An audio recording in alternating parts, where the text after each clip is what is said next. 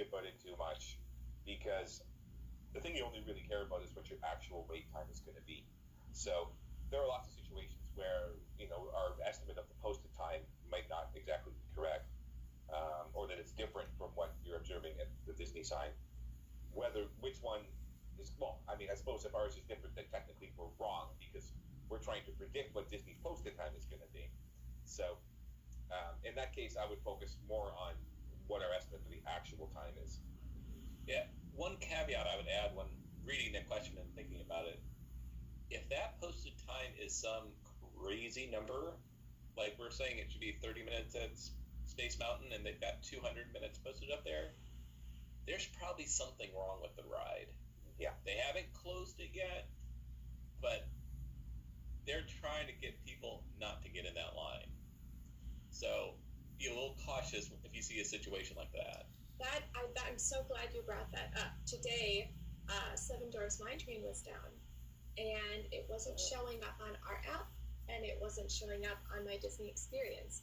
And Disney actually didn't even report it till 20 minutes after the fact. So, there are instances like that too that happens.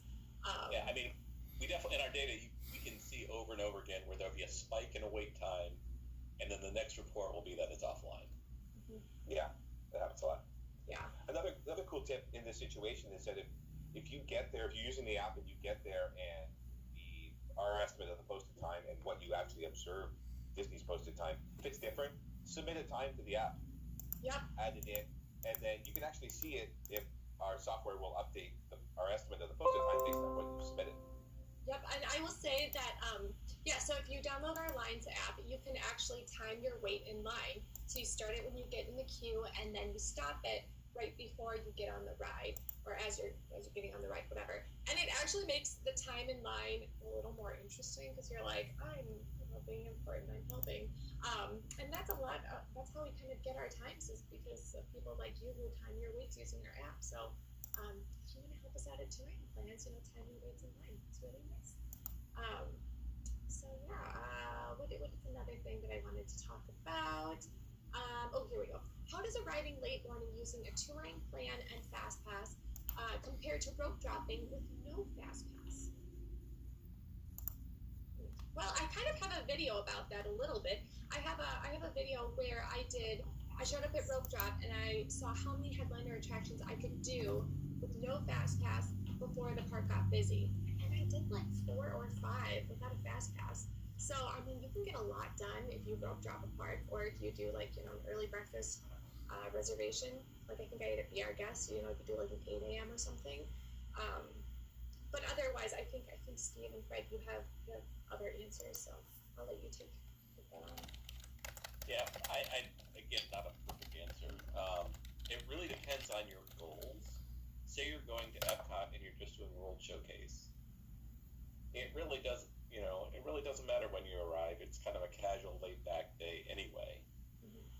If your goal is to hit every headliner, having a plan is going to help you. But yeah, those first hour, the first hour, especially if it's an extra magic hour, it's amazing how much you can get done before the crowds build up. Yeah, I would say that's definitely true. And one thing you can do, which, even you can use our touring plan software, even if you want to do not a plan type thing. You can do the scenario that you laid out there in that question, and you can evaluate it, and you can get a good estimate of what the difference would be as if you use FastPass or not versus rope. If you did rope drop without FastPasses versus starting an hour late with FastPass, you could, for your preferences of attractions, you could get an actual number that would tell you which one took longer. And that kind of goes along with our next question, which is how good are touring plans for people who get to the park an hour or so after opening? And they're very good for that, is what you kind of say. Oh, yeah. No, go ahead, Fred. Yeah, no, they're great. They're great. They work anytime. The variation in how well the touring plans work depend directly on how crowded it is. So the more crowded it is, the more valuable your touring plan is, and also the more important it is that you stick to the touring plan. Mm-hmm. The lower the crowd level, the less important it is that you stick to it, and the advantage that you have over the general guest is also lower. So you can be much more relaxed. I mean, it makes sense, right? The less crowded it is, the more relaxed you can do it. Yeah. So this is, I feel like I keep saying, I get this question a lot. I do get this question a lot. Should I use a plan for Mickey's Very Merry Christmas Party, Mickey's Not So Scary Halloween Party?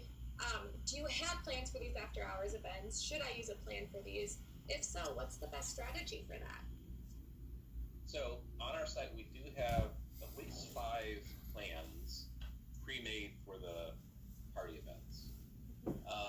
I think, and may even go if you're, depending what your priorities are. If you're trying to ride What you doing, most Bubba? rides, there's a plan that's going to get you on all the rides and do less of the shows and the other special activities for the party. And some parties are more crowded than the other. Now, are the waits, since like the park is technically closed, are the wait times still accurate since the park's considered closed?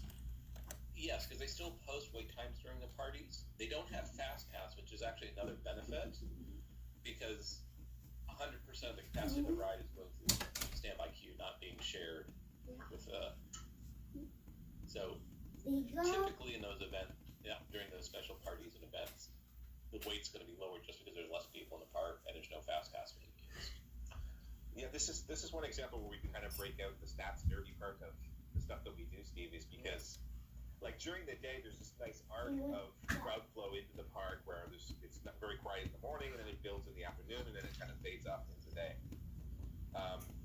For the parties, if you think about it, it's a fixed event with a fixed number of people that are going to be there, and so they all kind of go at the same time.